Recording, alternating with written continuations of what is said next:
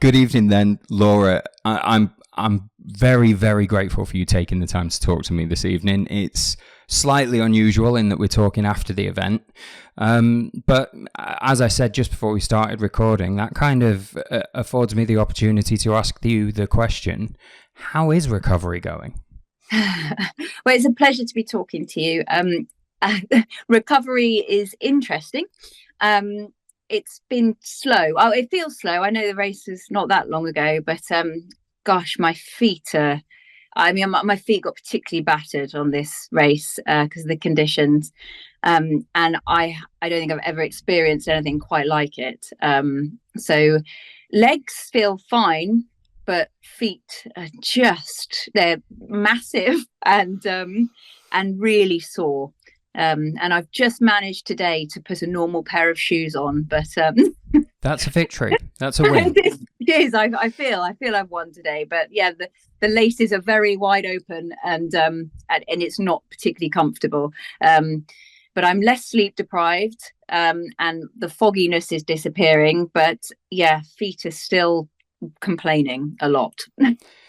And this was a bad year for feet. It was. The best guess that anyone around the finish line seemed to have was it was the sort of mix of your feet being very wet towards the start, but then very hot towards the end, and the trails being so hard packed.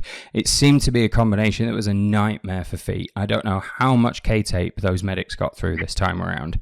But yeah, and even saying that, and I know this is going to sound like hyperbole, I've been at a spine finish line like 9 times now. You were sore. Like, those feet were something else. I'm not sure how you were still in motion as you came into Kirk Yetholm. No, honestly, I can honestly say, and I've given birth 3 times, I haven't experienced prolonged pain like that ever. It's the longest I've suffered pain-wise. I was determined that I was going to reach the finish, having had a failing in the winter one in January. And the winter one that I did complete the January before, I had 0 blisters, no problem at all. And this one, it started from about 100 miles, and it was that torrential rain we had. And as I came out of Hebden, I got soaking wet. And I think then the heat afterwards, and like you say, the hard ground, I could feel hot spots, and I tried to sort them out as quickly as I could, but just nothing. I mean, the medics are amazing. What they do for your feet is just incredible, but no amount of K-tape or padding would sort them out. They were just dreadful. I mean, literally, my feet were bleeding, and yeah, it was not pretty. Sometimes it takes a while for word to get up the course about things that have happened. There's this real idea out there that me and the rest of the media team must know everything that's happening at the same time. Of course we don't. We're just the arch dot watchers. But we definitely put a post out where you were running with Jenny Yeo and you were joint leaders, and it looked like everything was going swimmingly. And then the next thing I heard, you were dropping back a little, and I had no idea why at the time. Until a little later, when a couple of pictures came through of the multicolored patchwork that was your feet. And yeah, that was tough. I mean, mentally, where are you to push through that pain over the Cheviots? Because that really must have been tough. Oh, it was so tough. It really was tough. It was hard letting Jenny go for a start. We really had a great time together, actually. She was such a pleasure. Looked like it. Yeah, it was a real pleasure, and we were similar paced, and it just worked. And I think we both kind of wanted to stay together. Nothing was said about that, but it was just, we spent many hours together. And then she sort of left me before Alston had more than me, and I told her at the checkpoint she had to carry on, really, because she had more, and my feet were just killing me. So to push through that, I've been trying to work out how I did it, really, because lots of people, like Rob, when I was running with him later, he said, should you be carrying on like this? Because I was crying a lot just after the checkpoint 5.5. And I just, there was no way, there was no question I wasn't going to finish. There was just no question. The only way I could get through it was I tried to make, I sound nuts, but I tried to make the pain not pain and think of it as some kind of pleasure. I thought if I could make my head think that it wasn't really pain and try and change it up. I also had this very strange tactic of stamping harder on my feet so that I felt in control of the pain, which I think makes me sound mental, but it kind of worked. And the more I kept moving and the more I felt in control of it, the more I was able to get past it. And that is absolutely fascinating. In that moment, what you wanted back was control, even if it hurt you. And the only thing you could do there was attempt to reprogram yourself to not interpret what you were feeling there as pain. And it's incredible that humans can do stuff like that. I mean, I can't imagine it was 100% effective. No. I know you were still hurting, but that somehow gave you enough to get over the Cheviot. That's from 5.5 to there. That's not down the street. That's huge. That's a big day out on any given day, let alone at the end of the race. Yeah, but it worked to a point, and I found that if I kept moving, then it was better. Just keep moving. And I did take my shoes off after Hut 1 for a bit, and that gave me some kind of relief. It just wasn't very easy to run like that, but if I felt like I could get relief, you mean you took them off and ran? Yeah, I tried. And I did a bit of sort of, I guess, slow-paced jogging without my shoes on, and it did give me some kind of relief and gained some control again. And I think that's what it is. When you feel like everything's slipping out of your control, then it gets frightening and you think, I can't cope with this. But if you can just feel like, no, I'm in charge of this. I might be absolutely in agony here, but I'm in charge still. Then it's up to me. I'm carrying on. I can get through this. Then it somehow makes it possible. That's incredible. I do not claim to have the relevant neurological or psychological qualifications to entirely understand that, but I just honestly think it's fascinating that humans are capable of doing that. I think that's why, part of why I want to do these things, because it's amazing what realms you can put, like the depths you can go to when you think you can't go any further, and then you still find that you can, and you can come out the other side. Humans are amazing, really. Well, I mean, that plays into something that we've loosely said around the spine race, and I guess anyone will have said this around most big ultra race finish lines, is that it does change you. The ability to finish something like that under those conditions does change you, and it gives you, well, we've always implied from the situation, I can't say this having crossed the line myself, but people seem more confident afterwards to understand just how much resilience they've got. That must be something you carry with you afterwards, right? Definitely, it's empowering. I wouldn't say I'm the most confident person, but doing things like this and seeing, it's my choice to put myself through that. A lot of people have said, you're absolutely mad, like when they've seen the state of my feet after a while. Why would you do that? Don't do that again. But actually, it like I say, it's really empowering to know that what you can do, and what you choose to do, and you can get through it when a lot of people wouldn't put themselves there. I'm not saying you have to put yourself there to feel empowered, but for me, it's something that really does boost my confidence. So it does a lot for me, definitely. Well, it'd have to. I mean, that's a lot to go through to get that, but ultimately worth it. And I just think that's wonderful. Also, I am absolutely going to flip this interview slightly now, because I think we've dug enough into just how grueling your experience was there. There must have been things that you did enjoy about the experience. So, I mean, could you sort of talk us through maybe some of the highlights rather than the quite obvious foot-related lowlights? Yeah, there were so many highlights.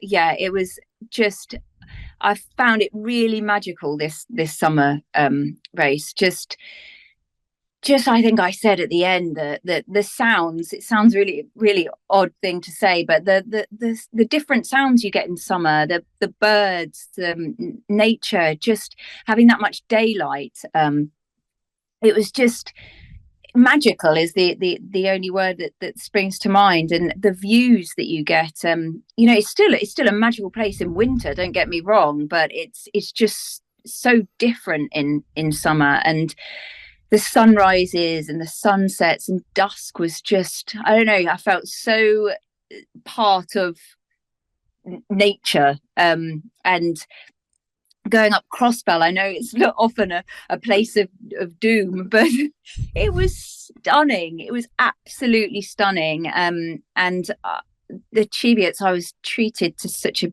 beautiful, beautiful day, that honestly, not going back to the pain, but it totally, like, it was worth any pain because it was just so gorgeous up there. It's so stunning.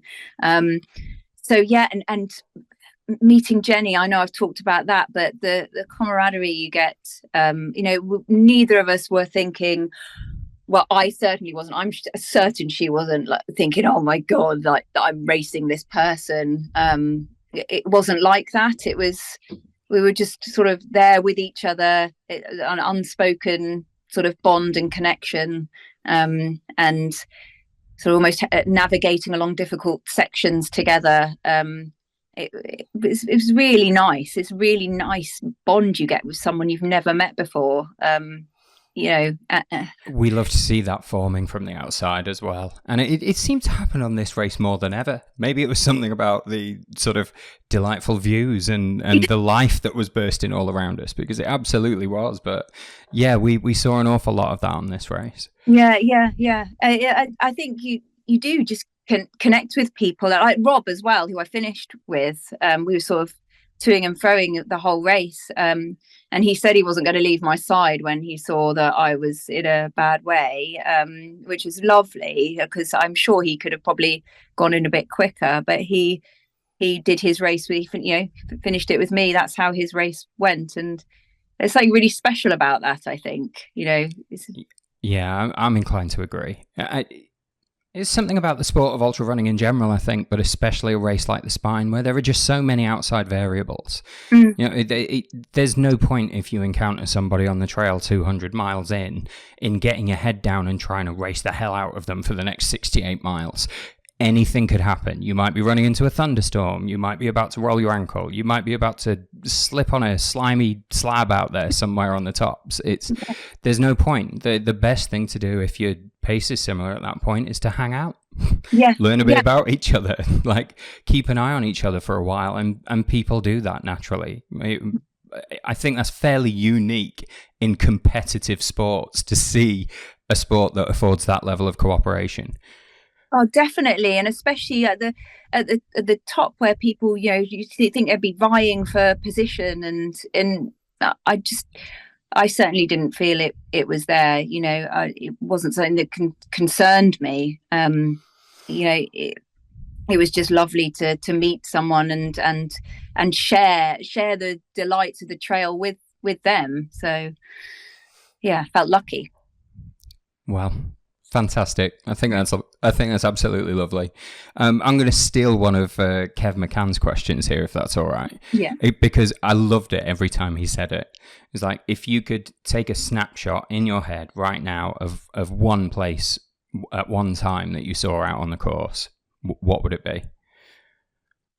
It was Crossfell. It was getting to the top. You got that big climb, and I just took a moment to turn around.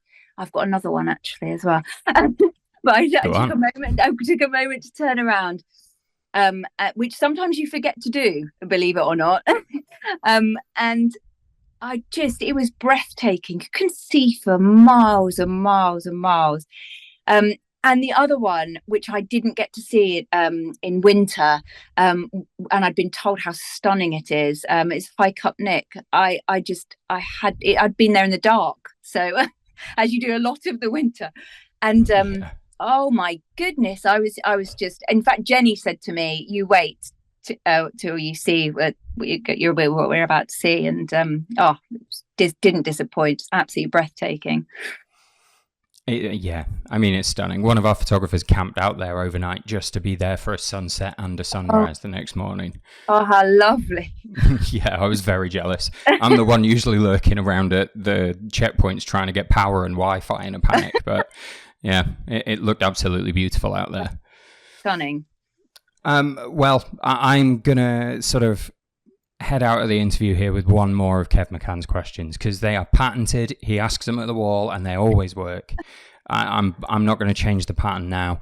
I'm somebody watching this because somebody will be. People trawl all the videos and podcasts and everything else for any nuggets of information they can get about the race.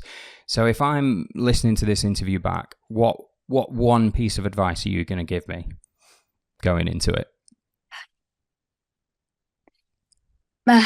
Make sure you are mentally prepared for the challenge ahead. Don't see it as a race. Don't